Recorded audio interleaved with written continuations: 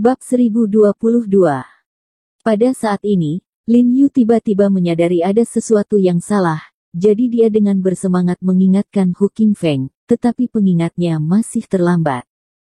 Pada saat dia sedang berbicara, wanita berambut panjang yang sedang duduk di kursi tiba-tiba melemparkan anak itu ke pelukannya dan tiba-tiba berbalik. Tiba-tiba, ada belati cerah di tangannya, dan itu berbalik ke arah Hu Qing dengan ganas. Angin menusuk leher. Saat ini, Hu Qingfeng dalam keadaan sangat sedih. Dia tidak menyangka istrinya akan melakukan perilaku seperti itu padanya, jadi dia tidak menghindarinya sama sekali. Wanita berambut panjang itu tidak melewatkan apapun dengan pisau ini. Ujung pisau itu dengan akurat menusuk leher Hu Qingfeng, dan darah bercipratan di sepanjang ujung pisau itu. Tapi apa yang tidak dia duga adalah pisaunya hanyalah ujung pisaunya. Karena pada saat ini lengan yang kuat terentang entah dari mana, dan meraih bilah belati di tangannya dengan tangan kosong. Wanita berambut panjang itu terkejut. Dia melihat ke atas dan melihat bahwa Lin Yu, yang sekarang masih di pintu, telah bergegas ke arahnya untuk beberapa waktu. Dia dengan erat menggenggam belati di tangannya, dan darah perlahan mengalir di ujung pisau. Tubuh Hu Qingfeng, tetapi wajah Lin Yu tegas, dia sepertinya tidak peduli dengan rasa sakit yang tajam di telapak tangannya. Wanita berambut panjang itu tampak ketakutan, seolah dia tidak tahu bagaimana Lin Yu bergegas menghentikannya dalam waktu sesingkat itu. Namun, dia tidak terlalu memikirkannya, tangannya membanting keras, dan pada saat yang sama dia menepuk gagang pisau dengan tangan yang lain, mencoba menusuk belati ke tubuh Hu Qingfeng dengan kekuatan besar. Namun, tangan Lin Yu yang memegang belati tetap tidak bergerak, seperti penjepit besi, tidak terpengaruh oleh pengaruh sekecil apapun, dan bilahnya tidak bergerak lebih jauh. Kulit wanita berambut panjang itu tiba-tiba berubah, tetapi sebelum dia bisa bereaksi sama sekali, Lin Yu sudah menghancurkan dadanya dengan pukulan keras. Retak. Ada suara renyah dari tulang dada yang hancur, dan tubuh wanita berambut panjang itu melompat mundur dengan ganas dan berguling ke jarak lebih dari 10 meter. Hu Qingfeng kaget saat melihat adegan ini, ia mengabaikan wanita berambut panjang, dan berlari ke anak yang dibuang oleh wanita berambut panjang itu. Melihat bahwa itu memang putranya, Hu Qingfeng segera memeluk anak itu. Aku berdiri dan gemetar, Kai. Dibandingkan dengan hidupnya sendiri, dia lebih mementingkan anaknya. Tuan, apakah Anda baik-baik saja?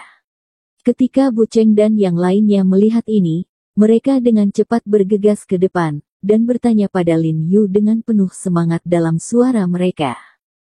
Baru kemudian mereka menemukan bahwa suara ratapan nyanyian balada barusan masih berdering, berasal dari kursi tempat wanita itu duduk. Su Laosi berlari ke depan kursi, dan membalikkan kursi, hanya untuk melihat tape recorder yang diputar di bagian bawah kursi. Dia juga mendengarnya saat ini, suara ini memang istri Hu Qingfeng, harus direkam terlebih dahulu. Tidak masalah. Lin Yu menggelengkan kepalanya sedikit, melihat belati di tangannya, dan melemparkannya ke tanah dengan suara gemerincing. Dia dengan dingin melirik wanita berambut panjang yang telah terlempar ke udara olehnya, dan berkata dengan dingin, tidak ada yang paling tercela. Hanya lebih hina. Saya harus mengatakan bahwa tangan yang dimainkan oleh dokter misterius ini benar-benar tidak terkalahkan. Baru saja mereka dan Hu Qingfeng sama-sama tertipu oleh wanita berambut panjang ini. Salah satunya karena tubuh wanita berambut gondrong ini sangat mirip dengan istri Hu Qingfeng, yang lainnya karena suara yang dimainkan juga merupakan suara istri Hu Qingfeng, yang cukup palsu, dan yang ketiga karena apa yang dipegangnya di pelukannya. Anak itu memang putra Hu Qingfeng, Kai. Baru saja, setelah Hu Qingfeng melihat bahwa anak di pelukan wanita itu memang putranya sendiri, dia secara alami tidak dapat memiliki pertahanan sedikit pun, terutama ketika dia sudah kewalahan oleh sakit punggung yang parah, dan dia tidak bisa sangat sadar sama sekali. Alasan mengapa Lin Yu menemukan kelainan itu karena dia mendengar apa yang salah dalam rekaman, karena dia mendengar bahwa rekaman itu sepertinya berulang sepanjang waktu. Untungnya, dia bereaksi tepat waktu. Ketika dia melihat ada yang tidak beres, dia segera bergegas ke Hu Qingfeng, dan kemudian dia menghentikan pisaunya untuk Hu Qingfeng. Wanita berambut gondrong itu mencoba untuk berdiri lagi, tapi saat bersama, tiba-tiba dia merasakan tenggorokan yang manis dan tak bisa menahan untuk menutupi dadanya. Wow, seteguk besar darah muncrat. Hu Qingfeng melirik kembali ke wanita itu, dan dia tidak peduli untuk mengatakan lebih banyak. Dia segera bergegas ke Lin Yu dengan anak di pelukannya dan berkata dengan cemas, "Saudara Ho, cepat, bantu aku melihat dan melihat bagaimana Kai-Kai." Naik. Air mata mengucur ketika dia berbicara. Dia mencobanya sekarang. Putranya masih marah, tetapi nafasnya sudah sangat lemah, dan dia mungkin akan segera hidup. Ekspresi Lin Yu berubah dan dia buru-buru mengulurkan tangannya untuk mencoba di pergelangan tangan Kai-Kai. Ekspresinya sangat serius, dan dia tidak berbicara. Setelah 1 atau 2 menit, dia berkata dengan suara yang dalam, "Situasinya sangat kritis, tetapi harus ada bantuan." "Betulkah?" Mata Hu Qingfeng tiba-tiba terbuka, terkejut dan bahagia, dan tiba-tiba dia berlutut di depan Lin Yu dengan suara gedebuk, dan berkata sambil menangis, "Jika kamu menyembuhkan anakku, Jiarong, aku akan bersedia memperlakukanmu seperti sapi di masa depan." "Saudara Hu, apa yang kamu lakukan?" Wajah Lin Yu tenggelam, dan dia buru-buru mengulurkan tangan untuk membantu Hu Qingfeng, dan berkata dengan cemas, "Anakmu, itu adalah anakku, dan aku, He Jiarong, akan menyelamatkan hidupku, dan aku pasti akan menyelamatkannya." Mata Hu Qingfeng berlinang air mata, dan dia terus menggelengkan kepalanya, hatinya bergerak. "Tapi aku butuh waktu." Lin Yu berkata dengan suara yang dalam bahwa dia sedang terburu-buru kali ini dan tidak membawa jarum perak naga dan phoenix. Karena itu juga nyaman untuk dibawa, dia hanya membawa tas jarum biasa bersamanya. Transisi kekuatan spiritual dengan jarum perak biasa ini lambat, jadi tentu butuh usaha untuk mengobatinya, dan Kai-Kai dalam kondisi kritis saat ini, dia harus berpacu dengan waktu dan dia harus dirawat di tempat di kantor ini. Dan kemunculan wanita berambut panjang ini membuktikan bahwa sang dokter misterius sudah menyiapkan permainan, jadi mereka mungkin tidak bisa menghindari pertarungan berdarah. Benar saja, begitu suara Lin Yu jatuh, dia mendengar suara letusan dari jendela kaca di sampingnya, dan kemudian lebih dari selusin sosok berpakaian hitam melompat dari luar. "Laoli, aku tidak berharap kamu berbohong padaku." Pada saat ini, suara Chen tua di telepon berdering dari kerumunan, dan kemarahan meraung pada pria berbaju hitam di samping Lin Yu dan mereka.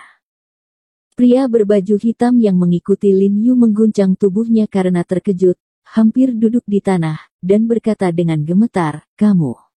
Bagaimana kamu tahu bahwa aku berbohong?" Alasan mengapa dia ketakutan adalah karena dia tahu bahwa dia telah mengkhianati dokter misterius itu dan tidak akan pernah berakhir dengan baik. Lao Chen mendengus dingin dan berkata, "Saya tidak melihatnya, itu kapten. Setelah Anda menelepon saya memberitahu kapten dengan jujur.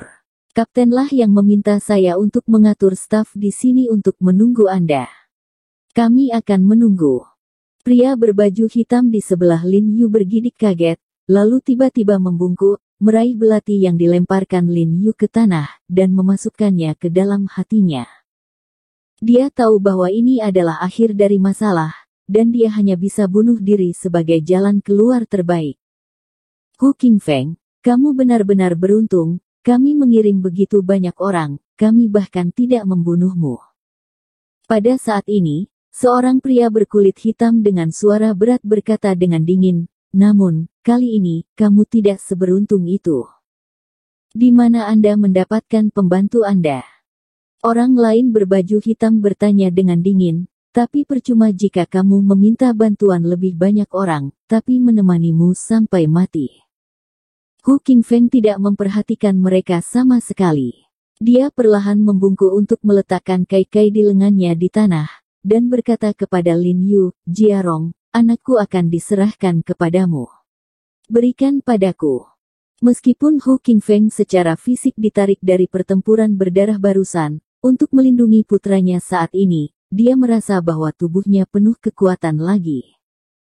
Terlebih lagi, sekarang ada orang seperti Bu Cheng dan Bai Rentu yang membantunya, orang-orang ini sama sekali bukan masalah. Kamu mengatakan ini terlalu dini. Bu Cheng samar-samar melihat lebih dari selusin orang berbaju hitam di sisi berlawanan dan berkata, kamu adalah orang yang mengirimmu mati, tapi sayang bahwa jumlah orang yang datang untuk mati terlalu sedikit, tapi tidak membuat ketagihan. Kali ini aku berlima dan kalian bertiga, jangan ambil itu. Bai Rentu berkata dengan suara dingin, dia selalu membenci perampasan langkah demi langkah. Kali ini aku akan memberimu 10, tidak masalah. Aku hanya butuh 1. Bu Cheng berkata dengan suara dingin, lalu memegang belatinya sendiri dan tiba-tiba mengangkat kepalanya, melihat sekelompok orang berbaju hitam dan berkata dengan dingin, siapa biksu itu? Keluar dan mati.